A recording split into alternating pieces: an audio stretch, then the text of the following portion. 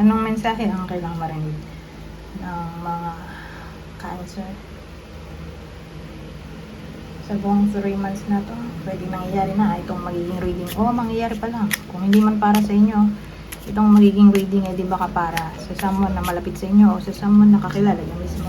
Baka may lumabas na gender, mamaya gawin nyo na lang energy, masculine at feminine energy. Pwede rin naman na huwag nyo nang pansinin ang gender. Hindi ko masasabi kung anong magiging reading. Kung positive ba o negative. Depende sa kung anong mapipick up kong energy. Walang masama kung papanorin ang sun, moon at rising sign. Kasi baka man sa mga yan ay mag-resonate na sa sitwasyon nyo.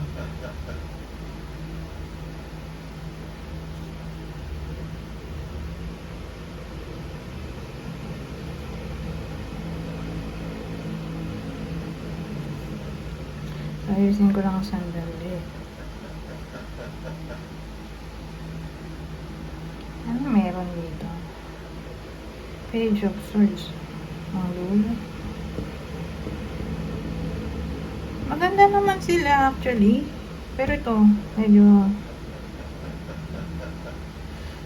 na-confuse ako dito sa Page of Swords. So, maganda kung alamin natin to. Ano pong 7 of Pentacles?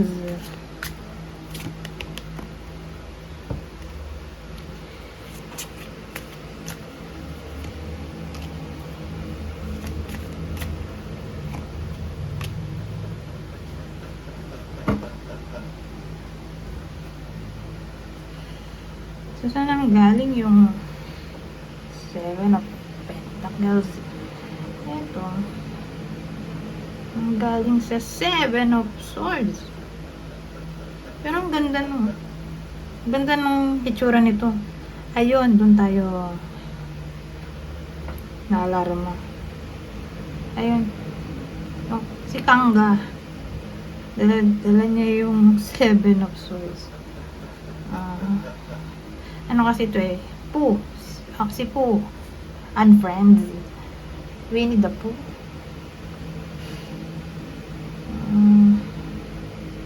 Ngayon, the devil pa yung gitna. King of Swords.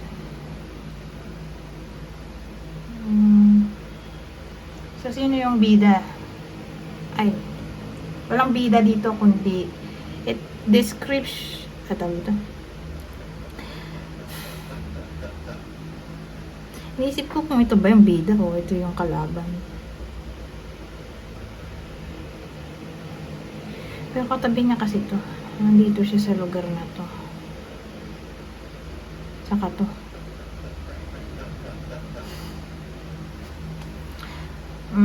So, ganito ang senaryo natin.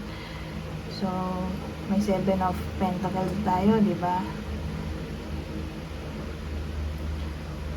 Kung baga saan ang galing, bakit meron tayong 7 of Pentacles? More like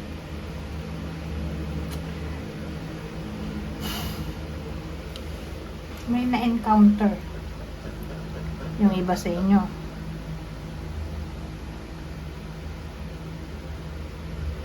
Someone na sneaky. Okay? Hindi ko masabi kung ex-husband ba to o ito yung ex-husband, ex-boyfriend.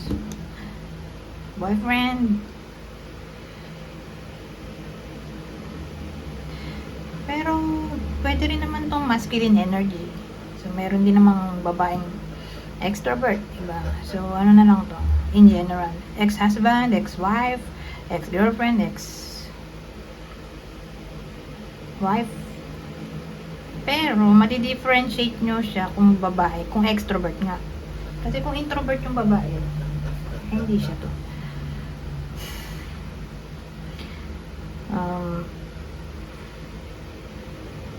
Ang dating may hinihintay kasi yung iba sa inyo, probably itong ex-partner o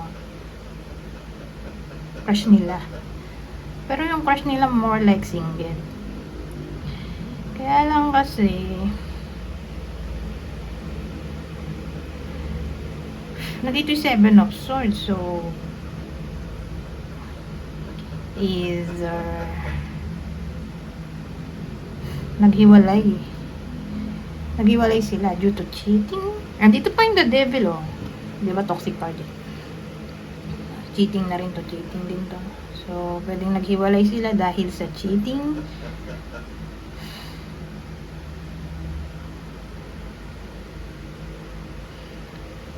Kung mag-ex sila, pwedeng yun nga, naghiwalay sila dahil sa cheating. Kung crush, na yun nga, madalas sila nag-uusap tapos all of a sudden biglang naglaho yung crush.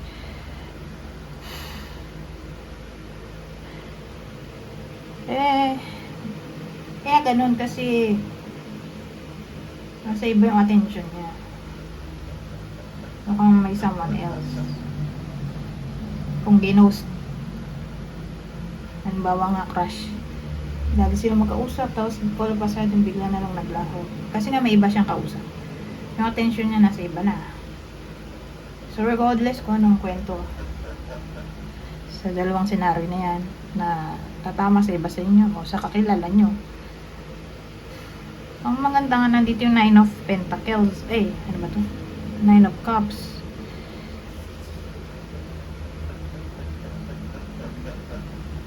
Two, 4, 6, 8, 9. 9 of Cups talaga to. Yung si Piglet.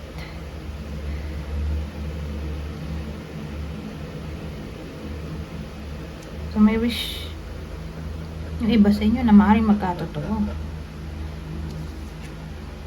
O may chance pa na sumaya.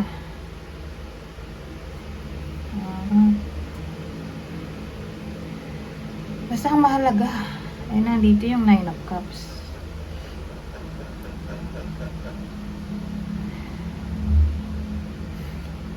May chance na maging masaya. Ngayon, inisip ko bakit nandito kasi yung 6 of Wands. So yan ay card ng victory, di ba? Victory, success, recognition, good news. Maganda kung i-clarify din natin to. Ano tong 6 of Wands.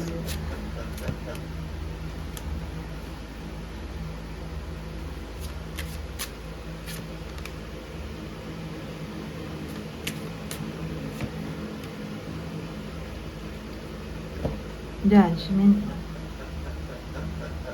Ito 10 of Swords. Ito naman King of Wands.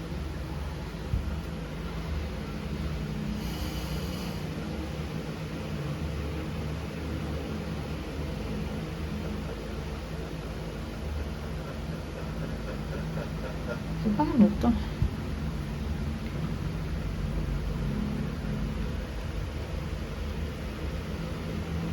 Ang dating sa akin, may chance na magbalik pa sa buhay nyo o nang kakilala nyo itong ex nila o crush.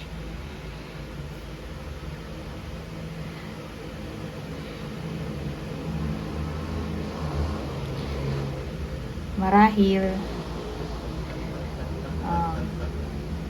nakarma sila, either nag-cheat din sa kanila yung ipinalit sa iba sa inyo o sa kakilala nyo, o naghiwalay sila kasi ending card din to. Ngayon eto siya, magbabalik ulit sa buhay nyo o ng kakilala nyo. At ito kasi flirty card at magta-try ulit i-win back yung bida. Okay? So, yun yung good news dito na karma yung ex o yung crush. Kasi ano to, backstabbing. Pero ang weird lang kasi, imbis na back, front. Front stabbing.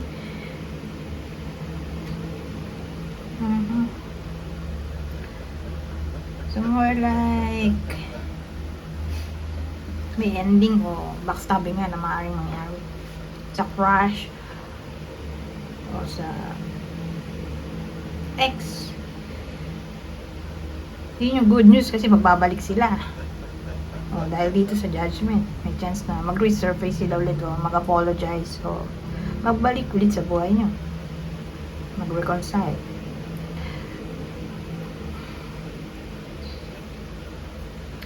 Kaya lang, may page of swords tayo. Ano ba itong page of swords? Baka yun yung wish na maaaring magkatotoo, na makarma yung crush o yung ex at magbalik ulit sa buhay ng iba sa inyo. Okay? Kaya may page of swords tayo. Ano kaya yun?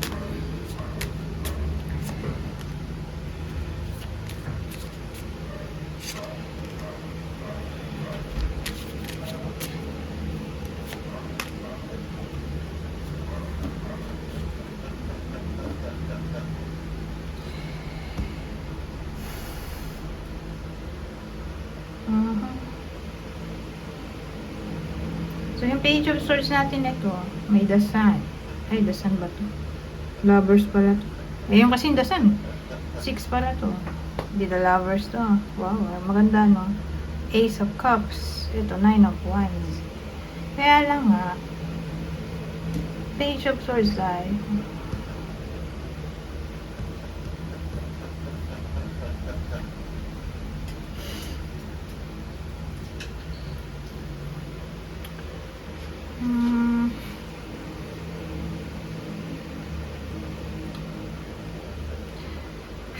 so, ang dating sa akin, mukhang communication ito.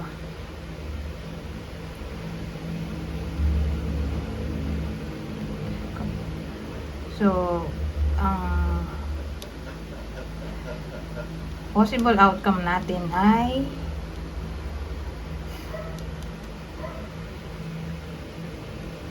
communication. Pero kasi pwede rin itong restless mind eh. Kaya nga medyo alarming sa akin yung page of swords. Restless mind in a way na sige, magbabalik, diba? Yung part, yung ex o yung crush, tapos i-win back kayo o yung kakilala nyo. Dahil nandito yung ano ba to? The lovers at ace of cups. Siyempre, relationship card yan. Na mag-try again kasi ito ay endurance card. What if yun nga magsabi siya ng second chance o mag-try again.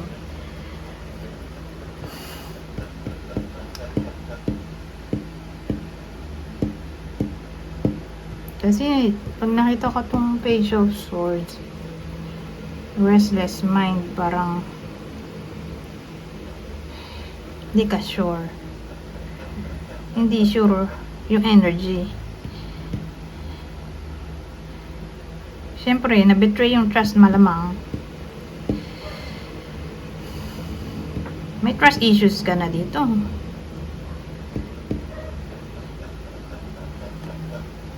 Parang nagdadalawang isip. Maraming mga thoughts, negative thoughts ang maiisip ng tao.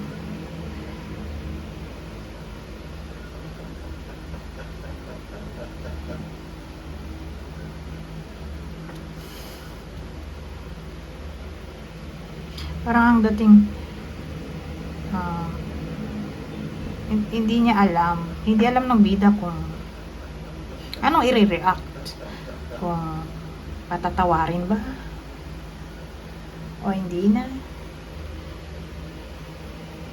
Yun yung dating dito.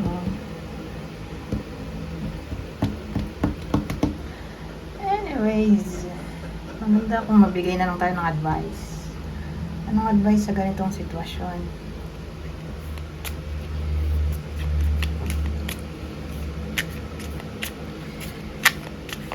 So, kukuha ko dito ng 3. Kunin nyo lang yung info na sa tingin nyo fit sa sitwasyon nyo o ng kakilala nyo. Kasi kung dito tumama sa inyo, eh di baka tumama sa kakilala nyo. Ano sabi dito? Step back from everything to gain perspective. Basahin ko na lang para mabilis. Dali na maintindihan, di ba?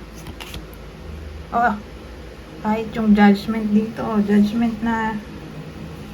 Asan judgment? Ito, judgment na to.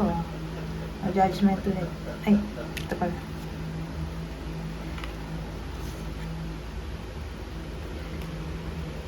Ulit yung judgment na.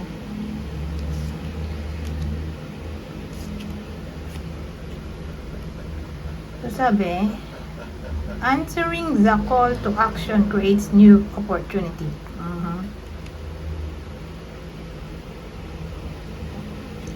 At ang huli, oh, yung King of Swords natin kanina, oh. Saan ba yun? Ito King of Swords. King of Swords ulit. Pareha sila.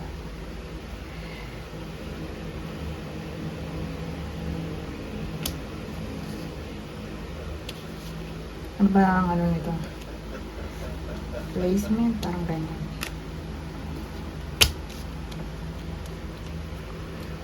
So sabi, think things through from all perspectives. So ayan, magandang mga advice sa ganitong klaseng sitwasyon. Diba? Anyways, punta tayo sa clue. Ito ang clue natin.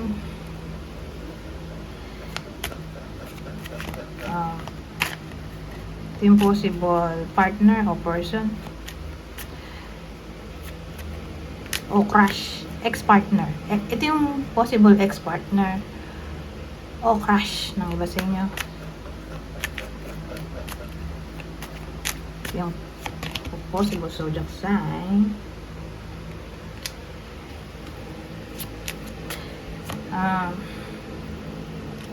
Aquarius, Sagittarius.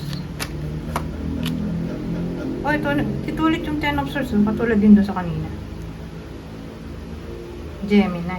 So, ito yung ex-partner o crush ng bida sa kwento.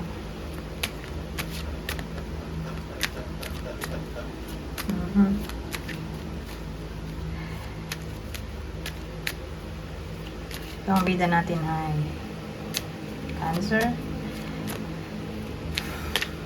Ito naman yung possible zodiac sign ng kakilala nyo. Sabihin natin hindi tumama sa inyo. Hindi, baka tumama sa kakilala nyo. O idol. So, ito yung possible zodiac sign niya. Scorpio, Taurus, o Leo. Ito naman yung isa pang clue natin. Same instruction. Kung di tumama sa inyo itong clue natin, edi baka tumama sa person nyo, kakilala o idol. Kunin nyo lang yung clue na sa tingin nyo ay fit sa sitwasyon nyo. Kukuha lang ako dito ng 4. Black o African American. So may someone na black o African American o foreigner in general. O kung hindi foreigner, edi maitim. May someone na maitim. Pwede rin may someone na nasa Africa o America.